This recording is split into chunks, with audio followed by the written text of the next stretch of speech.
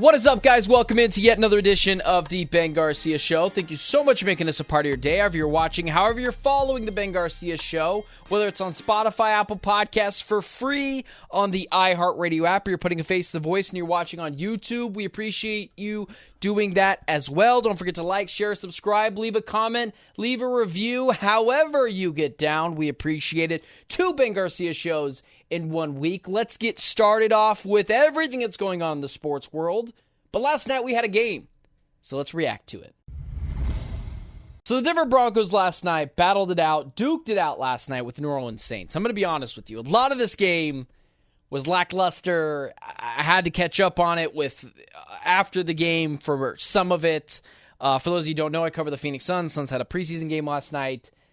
But I go back to look at things, and I'm keeping tabs on it. I'm flipping back and forth of the channels. It's probably the least amount of Thursday Night Football I've watched all year. Now, that doesn't mean I didn't dissect it. I didn't go back and look at it, highlights, and it's just hard to get me to a television set consistently to watch Spencer Rattler, who looked lackluster at best and was basically running for his life most of this game, and Bo Nix. And that leads me to this. I'm not going to talk too much about the Saints if you're a Who Dat guy. This Saints team has a lot of issues. It looks like they peaked in week 2. Everyone was super into Kubiak, and now that high is obviously kind of worn off. The Saints team is in cap hell. They have a lot of issues. They're not going to be able to keep a lot of their players around. They've got so many more issues than just what happened last night. So the Saints, it's going to be a long time rebuilding, and maybe they shouldn't have let Sean Payton, who came marching in last night to New Orleans, in his return to the Saints. Here's what I'll say about the Denver Broncos. And here's why I'm not necessarily buying into the Denver Broncos yet. Because a lot of people are starting to buy into the hype of the Broncos. I did not have them as a playoff team to start the year. I do not feel bad about that prediction. I still feel fine about that prediction. But one of the reasons why I'm not buying into the Denver Broncos, and I guess I should say even more specifically the quarterback for the Denver Broncos and Bo Nix, is I look at some of the quarterbacks that they've beat. That Baker Mayfield win was a good win for that Baker Mayfield win, that Tampa Bay Buccaneers win, was good for the Denver Broncos. A very solid win, dominated them on the road. That was a Buccaneers team that was coming off the high of destroying the Detroit Lions, and that is also coming off of what would be a desperate Broncos team that started off the season 0-2. So a little bit of, how you would say, nuance to that Broncos win against the Buccaneers. But if you take out that Baker Mayfield win, in which they dominated, they beat old, brittle, washed Aaron Rodgers. Bo Nix was not great in that game, especially at halftime, if I'm not mistaken. Had -7 passing yards in that game. Then you go to their other game where they played the Oakland Raiders and Aiden O'Connell and company. That absolutely wasn't exactly a franchise-defining win for the Denver Broncos. And then you go to right now. Last night, Spencer Rattler just ain't it. He's just not it. So I can't take a team seriously who doesn't have serious wins on their resume. And even more specifically, I'm not buying into the Bo Nix thing. There are just some fundamental things that I worry about with the Denver Broncos, where they're inflating their wins against subpar quarterbacks. You know, they lose to Justin Fields, they lose to Geno Smith, but they beat washed Aaron Rodgers in a rainstorm where Bo Nix wasn't very good. Aiden O'Connell or Gardner Minshew or whoever the Raiders are rolling out by then. And then Spencer Rattler. We will know more about the Broncos in due time, but even next week, it's Sandy Dalton. But then after that, it gets really tough. Lamar Jackson, Patrick Mahomes, Kirk Cousins. Let's see how the Broncos do in that stretch. They can go 0-3 in that stretch. But do they look better? Do they look more capable? Can they rattle off at least one win? That's where I want to see the Broncos. I'm not buying into them yet. Sean Payton's offense, hasn't really changed. It's looked very similar to the offense they were running out last year with Russell Wilson. And in Bo Nix's defense, and in Sean Payton's defense, it's not exactly a bunch of weapons on this offense. They got Vele, who missed a couple of games, but got a bunch of targets in the first 2 games that he played. You got Javonte Williams, who had a good game last night, and for everyone like myself who sat him, is not feeling great about it. Troy Franklin has started to look better, but Bo Nix hasn't showed me anything yet. Even last night against the Saints, 164 yards, no touchdowns, no picks. What he's doing now is just being a better game manager than Russell Wilson was last year, with the ability to be a little mobile. And Sean Payton likes that. This team is not going to go as Bo Nix goes. This team is going to go as Sean Payton goes. He wants ultimate control. This offense is going to look kind of similar to the Kyle Shanahan thing, where a lot of it is going to be dictated on what Sean Payton wants to do. He doesn't want you to get too cute. He doesn't want you to get too crazy in the pocket. He wants you to deliver the ball where it has to go precisely. And Bo Nix does that well. And Bo Nix does that effectively. But there's just nothing of substance in any of the games that Bo Nix has played outside of the Raiders game, where he's been exceptional, where he's had a moment, where he's flashed. So I understand the Broncos 4-3, 3-1 on the road. I just can't buy into it yet. There's no real nuance to this team. They got Patrick Mahomes coming up. They got Lamar Jackson coming up. They got Kirk Cousins coming up. Let me reserve my real, unmitigated, unapologetic opinion about the Broncos then. And I'll come back and I'll say, listen, Bo Nix was awesome if he looked awesome. Or Sean Payton was awesome if he looked awesome. But this offense is predicated on a quarterback that takes care of the football. This offense is predicated on a quarterback getting the ball to where it needs to go and getting the ball out of your hands.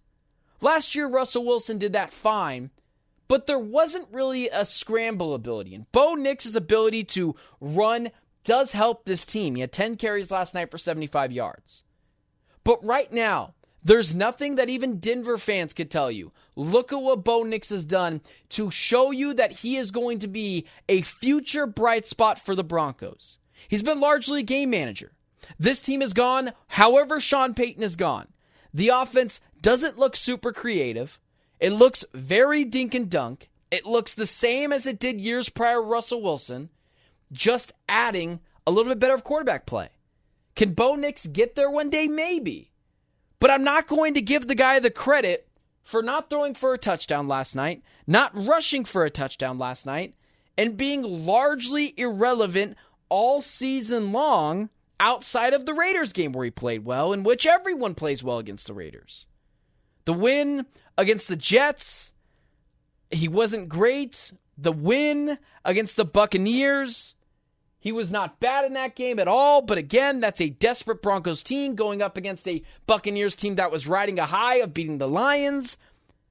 I just don't see it yet with Bo Nix. And I'm not going to apologize for having not seen it yet. I'm not ruling it out. I'm not saying he's a bust.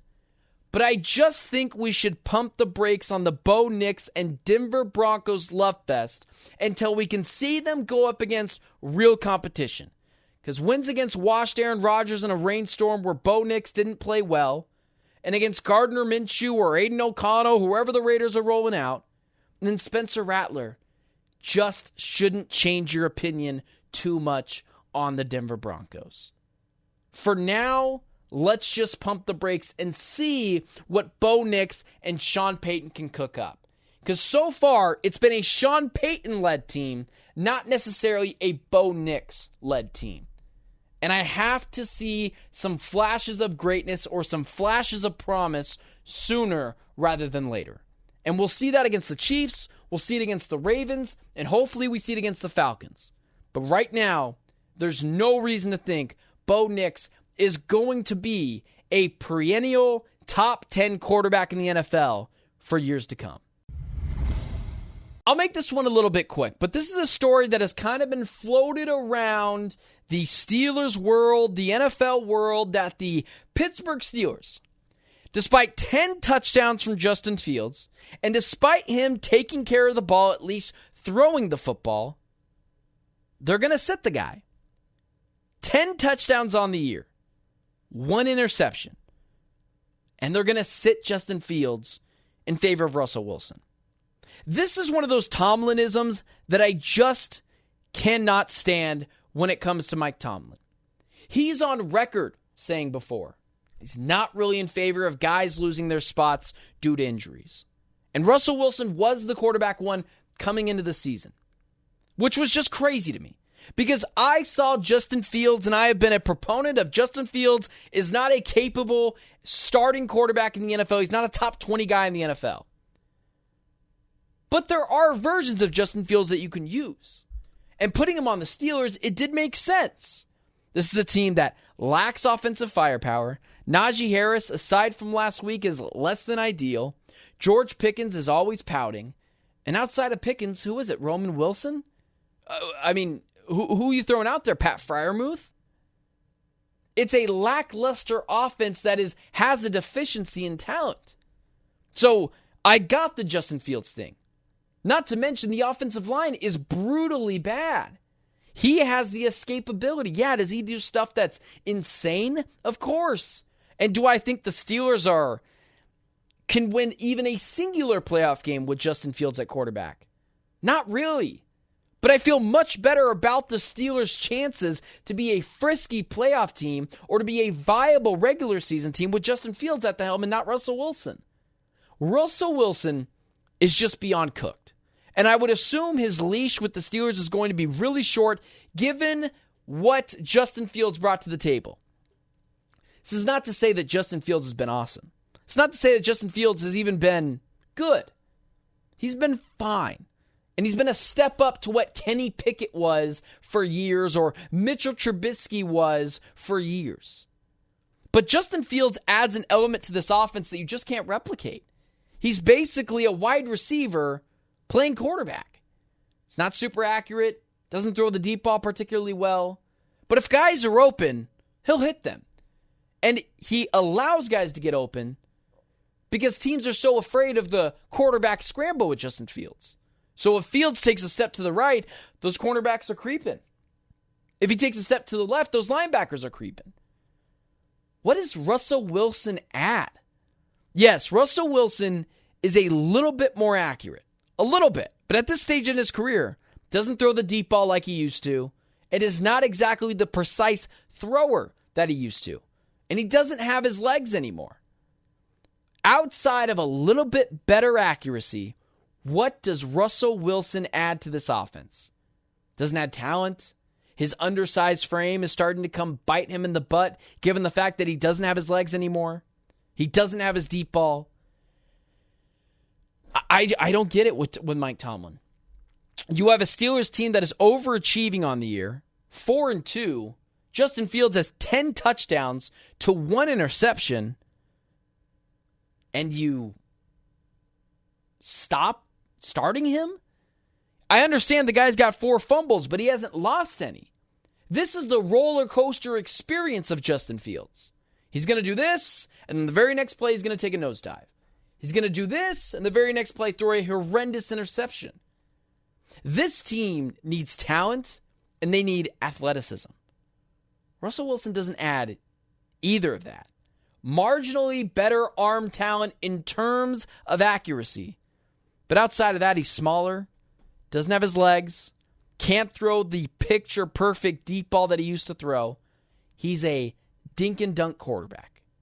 Justin Fields allows you to get cheap touchdowns with his running ability and his ability to trick linebackers and cornerbacks to bite and hit guys over the top with the deep ball. Russell Wilson doesn't add that. I expect Russell Wilson to get eaten alive as a starting quarterback.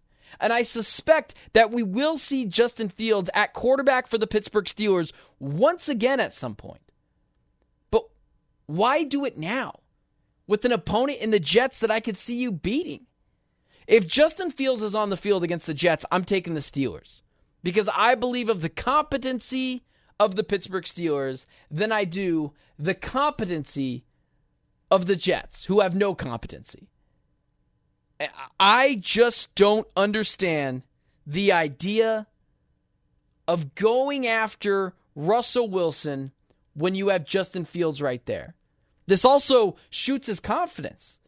Justin Fields, for his standards, was playing pretty well for Justin Fields' standards. 10 touchdowns, taking care of the football, hasn't lost a fumble, threw one bad pick, and he's putting them in positions to succeed and to win. Seriously, were the Steelers getting too far away from 500 that Mike Tomlin was just like, all right, this is getting a little too out of control. We're a 9-8 team. We're an 8-9 team. We're not a 12-5 team. Well, come on now. Let's be smart here. Russell Wilson doesn't add anything to this offense. This offense is lacking a deficiency in talent. They're deficient in talent. They're deficient in athleticism. I mean, outside of George Pickens, who's always upset, and Pat Freiermuth, who's been injured this year, what do they have? Justin Fields adds an element to this team of athleticism and of talent and the ability to score cheap touchdowns over the top. Russell Wilson can barely hit guys 5 yards past the line of scrimmage. I get Mike Tomlin is of this belief that you shouldn't lose your starting job because you're injured. But come on, man, it's 2024, and if guys are producing, you can't pull them out. I like the odds of the Steelers because of their competency and their talent to beat the Jets on Sunday with Justin Fields at the helm. As soon as you insert Russell Wilson into that, I am so far running the other direction, I just don't get it. It's one of the Mike Tomlinisms that I will never understand. Go with Justin Fields. Go with the better, more athletic, and at this point in his career, more talented quarterback. Justin Fields over Russell Wilson. It really shouldn't be this hard. Although the Arizona Cardinals do not play until Monday, we're still keeping it on a Friday where we will react, give a preview, give a prediction to this Arizona Cardinals matchup going up against the Los Angeles Chargers. Here's how I see this matchup. I was so frustrated last week with the Cardinals. Their offense has all this talent. Marvin Harrison Jr., James Conner, Kyler Murray, Greg Dortch is a good fourth receiver. Zay Jones is coming back this week. Michael Wilson has been underutilized. And yet they have all these issues. Trey McBride is there as well. I didn't even mention him. The offensive line has been more than fine, although they're missing key pieces. But guess what? So is everyone. It's not an excuse. You got to figure it out. You got to adapt. You got to overcome. This feels like a do-or-die game for Drew Petzing. This feels like a make-or-break shot for Drew Petzing. Last week, I was out on the guy. And I'm willing to change opinions. And I'm willing to adapt. I'll give Drew Petzing one more opportunity with all these weapons in what is a must-win game to keep your season from truly derailing. Let's see what Drew Petzing can cook up. Truly, the offensive coordinator, Drew Petzing, I don't understand. I don't know what he's doing. This offense, post Kyler Murray returning last year, was dynamic, and it had less talent. It had less weapons. And it was fun, and it was creative, and there was motion, and it was fun to watch. And this year, everything just looks more difficult. It's almost like adding Marvin Harrison Jr. to the mix made things worse, not better. Because not everyone is getting their fair share. It feels like Drew Petzing feels like he has to get Michael Wilson 3 touches and Marvin Harrison Jr. 4 touches and James Conner 18 touches overall and Trey McBride 2 or 3 touches. And he's toggling back and forth and it's ruining this offense. Drew Petzing's got to figure it out. And if that means go to the hot hand and Michael Wilson doesn't get a catch, so be it. I'm not worried about guys' statistics. I'm not worried about how guys feel after the game. We'll deal with that after the game. Go win it first. Go put this offense through Marvin Harrison Jr. and Trey McBride. Those are the only two guys that you should be worried about catching balls on a week-in, week-out basis. Zay Jones is cool. Michael Wilson is fun. Greg Dortch is frisky. James Conner works hard. I'm not worried about them. Get the ball to Marvin Harrison Jr. and Trey McBride, and the rest of the offense will open up naturally. Don't feel like you got to force the ball to everyone. And secondly, this Jim Harbaugh team could push you around. This Jim Harbaugh team, led by Justin Herbert, Jim Harbaugh, regardless of how much talent they have this year, Keenan Allen's not there anymore, Mike Williams isn't there anymore, they will push you around. Because teams emulate their head coach. And this Chargers team is tough. This Chargers team will bite a kneecap off Dan Campbell style. You cannot allow yourself to get pushed around. You got to turn this game into a track meet. You got to turn this game into a high-scoring affair. Because you have the weapons advantage. They have the toughness advantage. Can you assert your level of talent over their toughness and be able to score more points than them? Can you get into a quarterback battle where Justin Herbert has to keep up with Kyler Murray in passing yards and in touchdowns and to a little bit of an extent, running the football? That's what you need to do. You cannot turn this into a slugfest. You cannot turn this into the James Conner game. Because the Chargers will out James Conner you and out toughness you with J.K. Dobbins and their offensive line that is superbly gifted with Rashawn Slater on one side and Joe Alt on the other. You got to be prepared to do that. You cannot allow yourself to get punished at the point of attack. And next, these pass rushers got to show up. It's been bad to start the season. I don't know what it is off the top of my head. I would assume the Arizona Cardinals have less than 10 sacks this year. That's how bad it's been for the Arizona Cardinals defense as a whole. In terms of sacks and in terms of defense for this team, as I frantically look it up. 11 sacks on the season through 6 games. That is pitiful. And with this elite offense, I guess I should say this elite offensive line and a very good quarterback in Justin Herbert, you do not want to give him time to carve up your defense, which is, to put it in polite terms, lackluster. These defensive backs aren't great. These safeties are okay. Budda Baker has not been awesome this year, especially recently. Pass rushers got to step up and help put them in a little bit more of 3rd and longs or 3rd and 15s.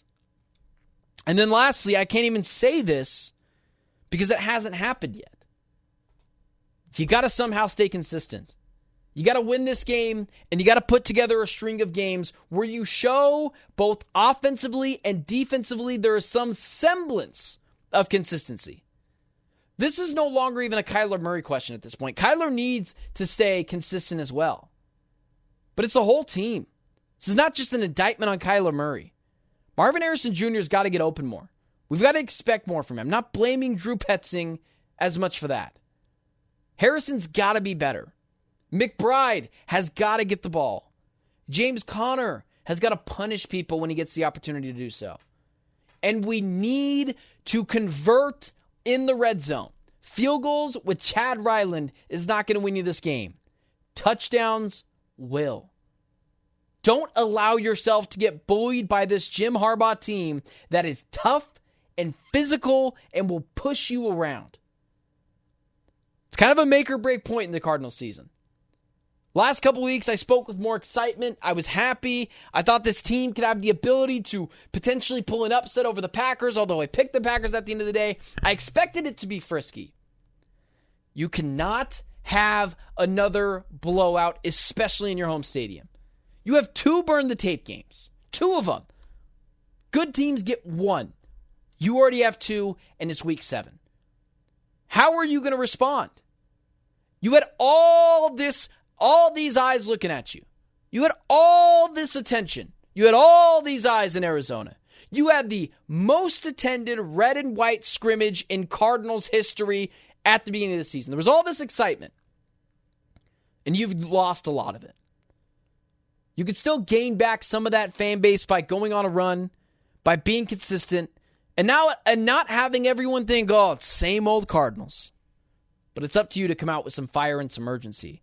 I'm looking at you, Jonathan Gannon. I'm looking at you, Kyler Murray. And I'm looking at you, potentially even more so, Drew Petzing. You have to win this fan base back. Stop worrying about how many fans of the other teams are in your building. Win games first.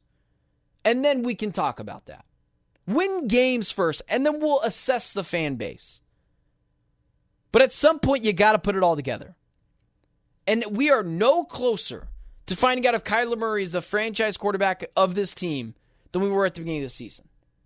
And part of that has to do with coaching. Part of that has to do with Kyler. This team needs to come out with fire.